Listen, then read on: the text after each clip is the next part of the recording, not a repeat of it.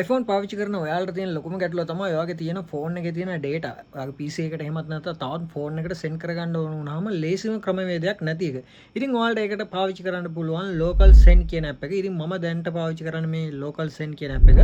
ඉතින් මේක Android, iOS, Windows තුනටම support කරනවා. ඒකින්ද ඔයාලට ලේසියෙන්ම ඔයාගේ iPhone එකේ තියෙන data, Windows එකටත් Windows එකේ තියෙන data iPhone එකට send කරගන්න පුළුවන්. ඉතින් බලමු මේ වැඩේ කරන්නේ කොහොමද කියලා. මේ app එකේ නම තමයි local send. මෙන්න මේ app එක තමයි ඔයා පාවිච්චි කරන්න මෙන්න මේ app එක open කරාට පස්සේ ඔයාලට බලා ගන්න පුළුවන් මෙතන send receive දෙකක් තියෙනවා. ඉතින් අපිට send කරන්න තියෙන්නේ ඊට පස්සේ මේ විදිහට send touch කරාට පස්සේ ඔයාලට media කියලා මෙන්න මේක touch කරාට පස්සේ ඔයාගේ gallery එක open වෙනවා. ඉතින් gallery එක open වුණාට පස්සේ ඔයාලට ඕන video එක මෙතනින් select කරලා මෙතනින් confirm කරන්න. confirm කරාට පස්සේ ඔයාලට මෙන්න මෙතන PC එකේ දැන්ට මගේ open කරලා නැහැ local send කියන එක. මම local send කියන එක මෙන්න මේ විදිහට open කරනවා. ඒක open කරාට පස්සේ ඔයාලට බලා ගන්න පුළුවන් මෙන්න මේ විදිහට load වෙනවා. එතකොට මේකේ ෆෝන් එකේ පෙන්නනවා අපේ PC එකේ නම. ඉතින් මෙන්න මේ ක්ලික් කරාට පස්සේ එක ක්ලික් එකකින් මෙන්න මේ විදිහට PC එකට එන accept කරන්න message එක. ඒක accept කරපු ගමන් ඔයාගේ data ටික මේ විදිහට send කරගන්න පුළුවන්. ඉතින් මේකට එකම Wi-Fi network එක ඔයාගේ ෆෝන් එකයි PC එකයි දෙකම තියෙන්න ඕනේ.